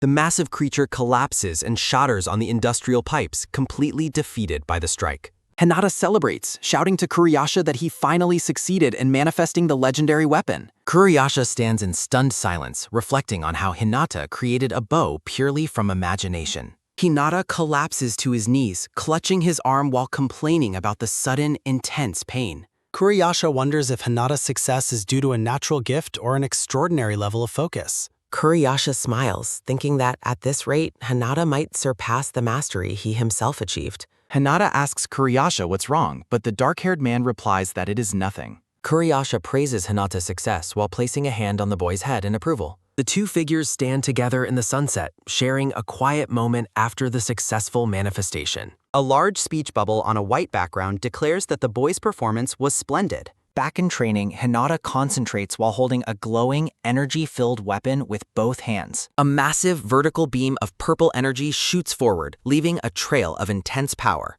The red-haired teacher says "oh" as he watches the impressive display while smoking a cigarette. Hinata calls his teacher Teach and asks for his opinion on his performance. Izuyoi says that Hinata's performance wasn't bad and should work fine in actual combat situations. The teacher observes that the group has truly matured since they completed their first mission. A training montage depicts Masamune, Shishiku, and Rin pushing their limits in high-speed drills. The yellow-haired girl strains with effort, grunting while she performs an intense physical exercise. Masamune lets out a loud shout as she lifts a massive boulder high above her head. The gray-haired boy gasps for air after completing his own grueling set of magical training. Shishiku concentrates within a bright green magical circle while honing his specialized elemental abilities. Rin stands in a combat stance, prepared to draw her sword for another round of training. Multiple training robots are sliced to pieces as Rin unleashes a flurry of high-speed blade strikes. Hinata celebrates their growth, while Izuyoi mentions that the next rank evaluation is 6 months away. Izuyoi checks his phone and casually asks the students if it's almost time for midterms. Lightning bolts of shock strike the students as they react with horror to the mention of exams. Shishiku explains that they were problem children and none of them have good memories of tests. Shishiku calls out to Hinata, who is hunched over and crying from the stress of exams. Hinata passes out as his soul leaves his body, with the text F rank 1056th appearing. Text on a white background states there is a reason Hinata and the others are rattled. A diagram displays the Hunter Department's unique position among the various divisions of the Academy. An infographic shows the 7 ranks from F to S used to sort prospective professional hunters. Narrator text explains that midterm and final exam results determine the rankings within each tier. Narrative text explains that students are ranked by midterm performance to create a subdivided hierarchy. The department operates on a strict vertical system, causing the students to panic. The red-haired teacher apologizes, admitting he is unfamiliar with how the school's ranking system works. He smugly claims he was a top-ranked genius throughout his own education, annoying his students. The teacher expresses his excitement for the special class's upcoming debut in the midterm tests. He offers a confident smile while predicting that his students will outperform everyone else. The orange-haired boy looks up from the floor, acknowledging his teacher's high expectations. The scene shifts to the academy cafeteria where students gather to eat and socialize. The yellow-haired girl reacts with surprise when the idea of a study group is mentioned. The orange-haired boy stresses their precarious situation and asks if everyone has academic strengths. The gray-haired boy suggests that teaching each other is more efficient than studying alone. The blue-haired girl excitedly agrees to the plan for collective midterm test preparation. She notes that it is rare to see the gray-haired boys so motivated for schoolwork. The orange-haired boy feels obligated to succeed because their teacher is counting on them. The yellow-haired girl questions whether studying together will actually improve their poor grades. The orange-haired boy insists that trying together is better than suffering through the stress alone. The blue-haired girl enthusiastically calls for all 4 of them to work as a team. The yellow-haired girl considers the idea while finishing her meal in the bright cafeteria. Looking at their empty plates, the group decides to give the study plan a shot. Night falls over the city buildings as the scene shifts to the students' residential dorm. A nameplate for room 502 sparks a sudden and shocked reaction from the visiting students. The group is stunned to learn that the gray-haired boy ranked 8th in written exams. The yellow-haired girl finds his high academic ranking hard to believe given his rough appearance. The blue-haired girl is amazed by his nearly perfect scores across all the test subjects. The gray-haired boy laments that he would be D rank if only written exams counted.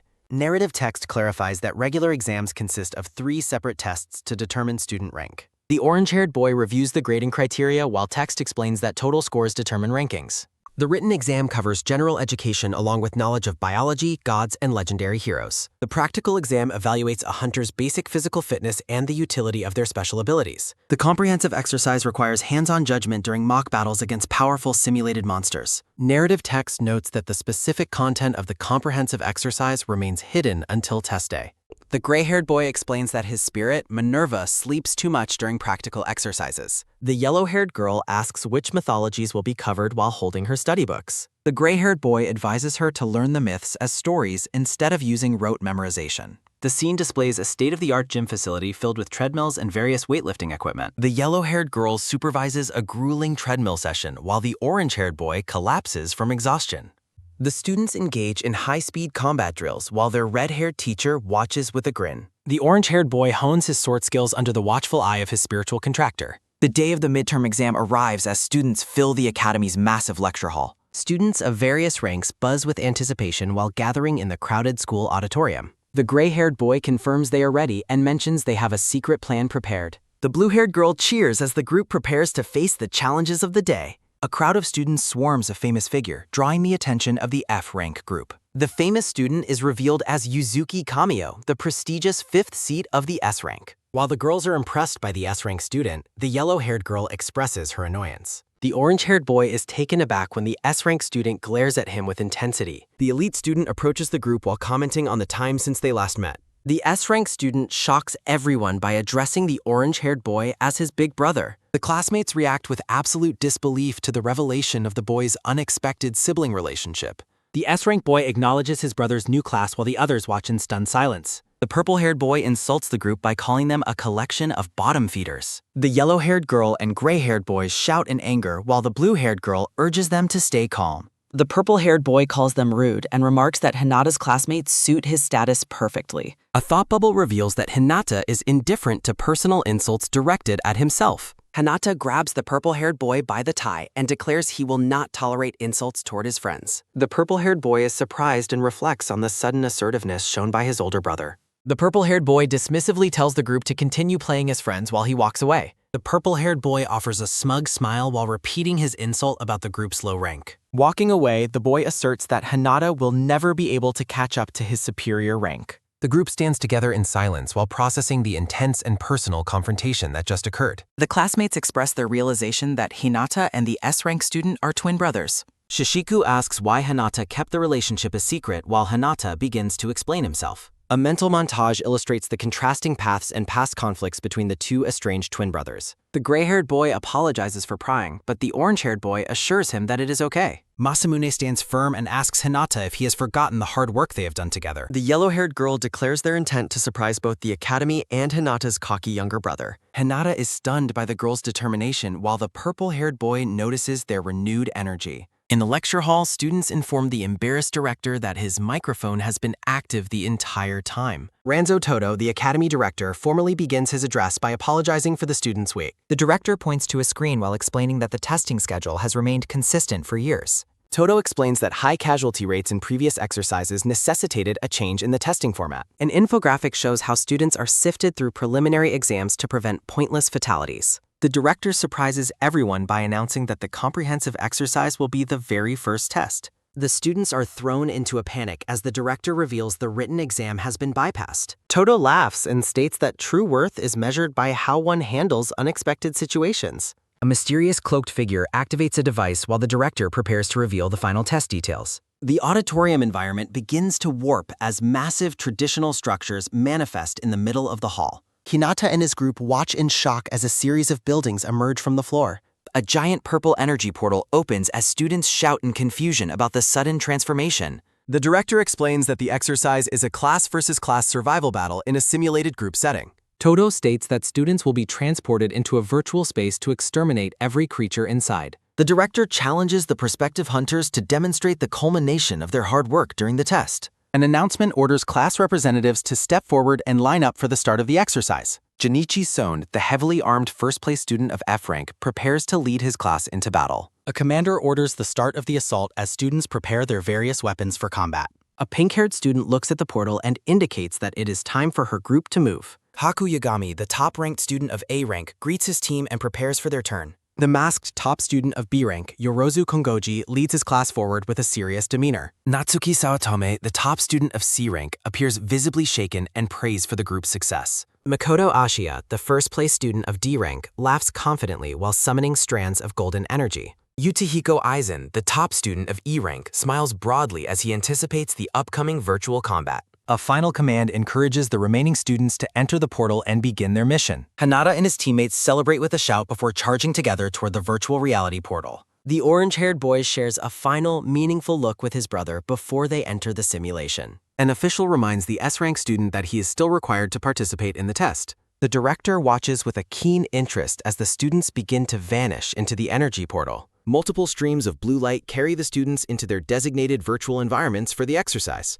The F-rank students face a massive fire-breathing dragon while defending a stone wall in their simulation. Haku Yagami dominates a volcanic battlefield, sitting atop a slain monster surrounded by flying demons. Yorozu Kongoji and the B-rank students navigate an underwater simulation filled with enormous predatory sharks. F-rank students cower behind a magical shield as a gargantuan red dragon breathes intense fire. A cosmic simulation displays massive spaceships and monstrous entities floating throughout the vacuum of space. In a crowded classroom setting, a massive red demon delivers a powerful punch to a student. Director Todo looks at a blue energy portal and wonders if the test is too difficult. Ayosaki dismisses the director's concerns while playing games, claiming she adjusted the simulation for their ranks. The director reluctantly accepts her explanation, despite his visible nervousness and a bead of cold sweat. A lone speech bubble from an unseen figure calls out to the director from the shadows. The boy with glasses stands in the empty auditorium and asks why the director is still present.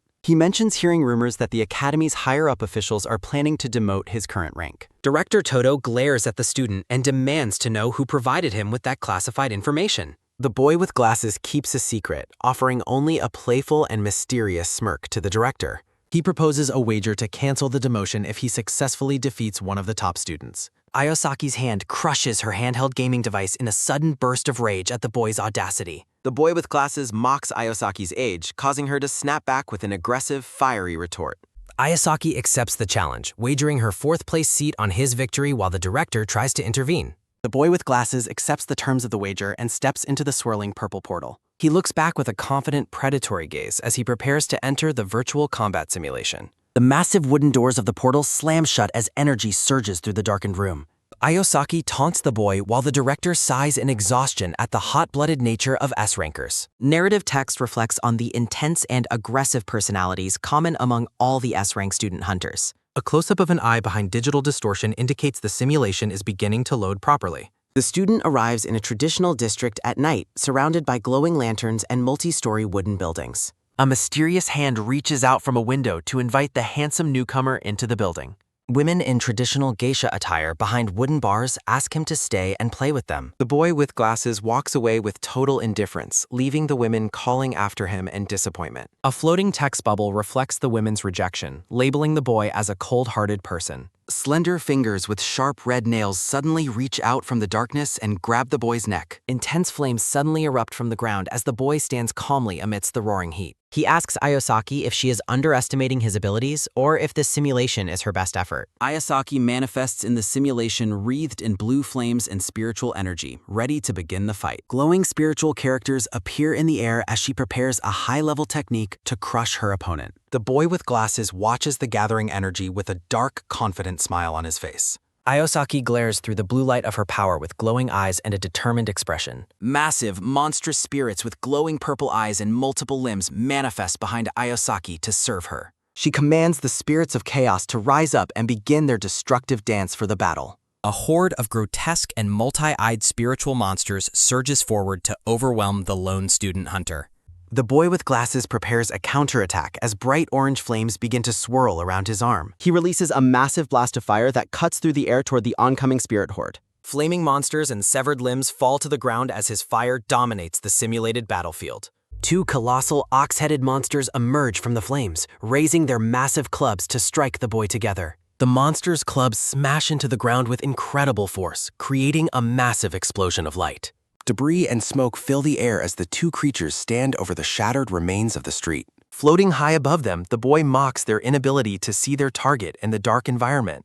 He gathers an immense amount of fiery energy into his hand, promising to brighten the entire dark simulation.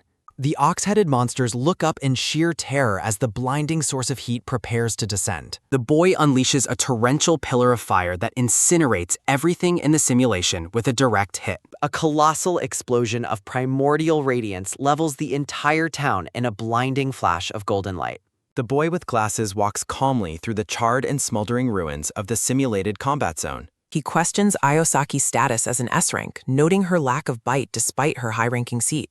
He adjusts his glasses with a smirk, clarifying that his assessment only applies to a head-on confrontation. Exhausted Hitomi Ayasaki gathers her spiritual strength while surrounded by floating talismans and blue flames. A lone speech bubble expresses her exhaustion as the intense battle continues to drain her. Director Todo watches the struggling girl from his podium with a mix of concern and expectation. Todo expresses his disbelief at the reckless wager she made while trying to calm his nerves. Narrator text explains that Ayosaki manages her examiner duties and the combat simulation without any pause. She monitors every student's progress and the state of the battle through her commanded Shikigami's eyes. Ayasaki coordinates the defensive efforts across 8 separate battlefields simultaneously while holding her own in combat. The top students of the current Hunter class are hailed as the greatest generation in history. Director Todo asks Ayosaki if she truly has a strategy to win against such formidable odds. The boy with glasses faces the entire golden generation and a horde of monsters alone. Ayasaki confidently tells the director to just watch as she prepares her next move in battle. She promises to decisively defeat her opponent with a frightening and determined smile on her face. Todo reminds her that a bureau chief cannot lose to an inferior, while she smokes indifferently. Ayosaki mocks the director's cautious nature while lighting a cigarette amidst the swirling blue spiritual energy. She admits that she has no elaborate plan for victory, relying instead on pure resolve. Hitomi Ayasaki expresses her personal refusal to lose to the boy as a flashback begins. The narrative shifts to a year ago, building up to the momentous events of the present. A digital report announces the historic emergence of the youngest S-rank hunter ever recorded at 16. In an alleyway, a red-haired woman discusses the talented newcomer with Hitomi Ayasaki while they relax. The red-haired woman addresses Hitomi Ayasaki by her full title while they spend time together.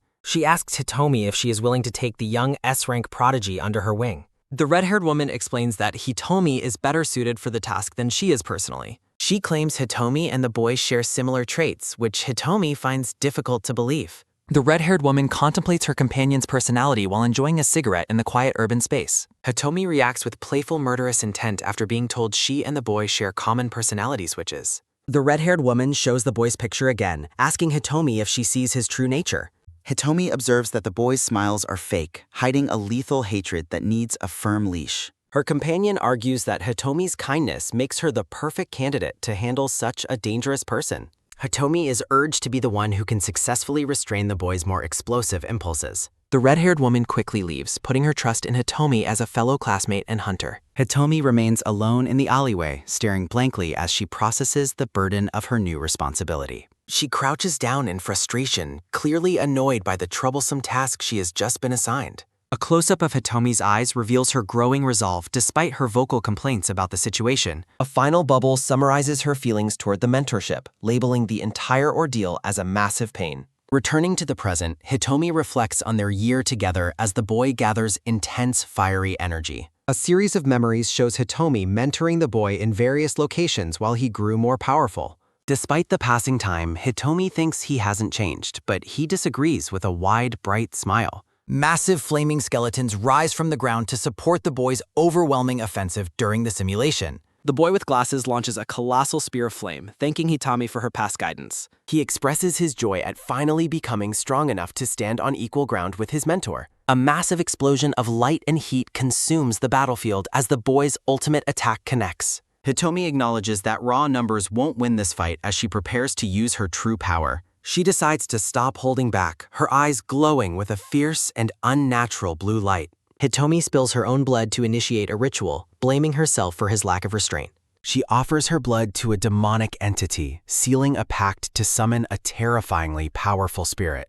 A gargantuan, clawed hand of blood and shadow reaches out from the ground to claim its sacrifice. Hitomi prepares for the final exchange, her expression turning into a mask of cold and calculated fury. The boy with glasses is paralyzed with shock as he witnesses the arrival of her strongest Shikigami. A colossal demon lord with glowing eyes and massive horns manifests behind Hitomi to crush her enemy. She commands the Demon King Shutendoji to utterly destroy the boy standing before her in battle. The boy with glasses looks up in shock as he considers Hitomi Ayosaki's power. A massive red demon looms over the boy as he realizes her remaining strength. A colossal fist of shadow and blood slams down toward the stunned student hunter. The boy with glasses screams in pain as the overwhelming force of the strike hits. Shutendoji prepares to crush the boy under a massive, glowing red foot. The demon lord roars with fury while unleashing a devastating punch upon the battlefield. The boy with glasses collapses to the ground, surrounded by dying embers of flame. He prepares the solar god's halo technique to counter the encroaching demonic pressure.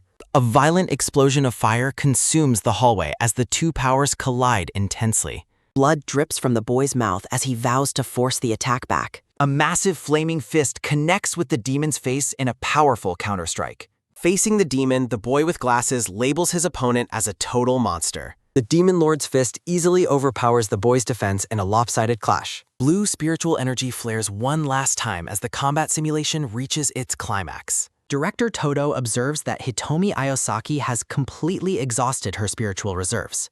Todo calls her actions reckless, but Hitomi desperately tries to warn him of danger. Hitomi Ayosaki screams that they are under attack as her defeated Shikigami lie nearby. A red-haired boy is suddenly strangled by a mysterious, pale hand in the darkness. Hitomi continues her frantic warning as the scene shifts to events 1 hour earlier. The red-haired boy identifies a dark castle as the group's designated test site. The spear wielder finds the castle creepy, while Rin suggests wiping out all enemies. The blue-haired girl asks the red-haired boy for their plan to enter the building. The castle's drawbridge lowers over the foggy abyss, granting the students access to battle. The spear wielder points ahead as the group prepares to face the coming challenges. The blue-haired girl notes that they have been greeted by a spectral welcome party. A chaotic battle begins in the town square as the students engage spectral knights. Rin roars with excitement while leaping into the fray with her claws and strength. Rin clearly missed the memo about this being a stealth mission as she smashes enemies. The blue-haired girl centers herself, preparing to unleash a high-speed sword technique. She moves like a blue blur, cutting down multiple armored knights with precision strikes.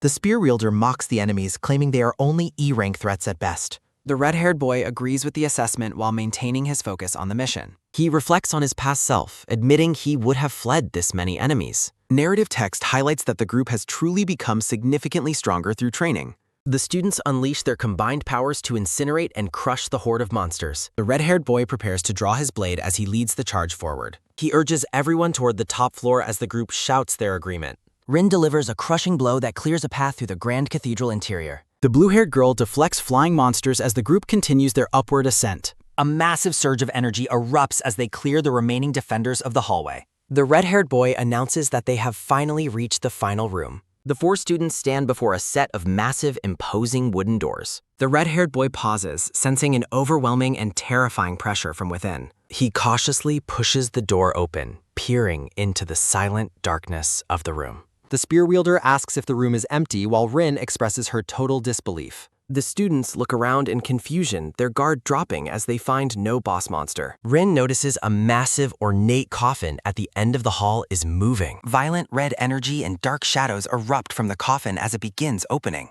Multiple malicious red eyes open in the darkness, targeting the intruders with bloodlust. Rin charges forward recklessly as the spear wielder screams her name in sheer panic. Rin charges forward, explaining that she lacks the patience to be polite during this fight. She refuses to wait for her opponent, deciding to strike first instead of being passive. Leaping through the air, Rin mocks her enemy while rubble flies around her as she attacks. As Rin strikes, a shadowy vampire boss with glowing red eyes looms ominously behind her. A massive shockwave ripples through the cathedral as the initial clash between hunters and boss begins. Masamune grinds his teeth while successfully parrying a lethal strike with his glowing blue blade. Rin screams Hinata's name as the vampire boss targets Masamune with a powerful spectral assault. Masamune shouts in defiance while swinging his sword at the elusive and shadowy spectral enemy. Masamune thanks Hinata for the save, while Hinata scolds Rin for recklessly ruining their plan. Rin realizes her mistake and reacts with a sheepish, surprised expression as she realizes the error. The dungeon boss reveals its horrific face, showcasing a blood-drenched maw and sharp, predatory fangs. A system notification identifies the formidable opponent as an unknown rank vampire dungeon boss. The vampire releases a wave of dark energy and bats, overwhelming the battlefield with its power. Hinata reels back in terror from the boss's crushing and malevolent aura of pure killing intent. Makoto clenches her teeth, struggling to stay upright under the boss's heavy and suffocating pressure. Her hands tremble uncontrollably as the fear of the boss's overwhelming power takes hold. Masamune steps forward, placing a reassuring hand on Makoto while promising that they will be fine. He reflects on the intensity of their past training as a new power begins to manifest. Masamune roars with renewed determination, declaring that there is no way they can lose now. Hinata and Rin smile back at him, fully regaining their combat confidence for the final exchange. Makoto looks up with wide, determined eyes, ready to fulfill her role in the team's attack. The group stands together, eager to show the monster the results of their grueling training sessions. Hinata commands Ren to stay in sync while Ren cockily dismisses the need for the reminder. The vampire boss gathers a massive amount of blood energy to unleash a devastating area strike. The boss groans in pain as the students' combined assault begins to break through its defense. A powerful, multi-directional strike slices through the air, pushing the vampire boss back into the darkness. The vampire's face twists into a ghoulish mask of pure rage and unnatural, monstrous hunger. Rin bares her sharp teeth in a savage, predatory grin, matching the boss's own ferocity. She grapples with the monster, daring it to try and break free from her iron grip. Teammates shout for Hinata and Masamune to strike while Rin keeps the boss pinned down. Masamune swings his glowing purple blade with everything he has left to finish the fight. The combined force of their coordinated attacks pierces through the vampire boss's physical form. Masamune shouts for his friend to strike as the battle reaches its final, decisive moment. Hinata prays for success while manifesting a massive green magic circle above his golden spear. He calls upon the power of Minerva as a divine, green-haired entity appears behind him. Hinata thrusts his spear upward, channeling a torrent of blinding green spiritual energy into the sky. His eyes glow with intense green light, showing his total focus on unleashing the final technique. A massive explosion of light erupts as the spear wielder's ultimate technique is fully unleashed. A colossal beam of energy descends to utterly obliterate the vampire boss in a single strike. The monster's face dissolves in the heat of the pure, holy energy strike, hitting it directly. Its entire body begins to disintegrate as the divine light consumes its dark and malevolent essence. The boss vanishes into blue digital particles as the hunters celebrate their hard-won victory. The team cheers, boasting about their perfect coordination and claiming they couldn't have failed. The group celebrates joyfully, planning a massive party to commemorate their successful mission together. A heavy mechanical gate at the back of the cathedral begins to open with a loud creak. The sound of slow, rhythmic clapping echoes through the now silent and empty halls of the castle. The applause continues as a mysterious figure approaches the exhausted but happy hunters from the shadows. A man in a formal suit steps through a portal, observing the students with a smile. He laughs heartily while congratulating them on passing the test and praising their excellent performance. Masamune thanks him nervously while questioning if the man is one of the instructors they missed. The brown-haired man smiles broadly as he apologizes for bothering the boy while he is exhausted. He invites the boy to play with his group, identifying the gathered figures as the Lord Slayers.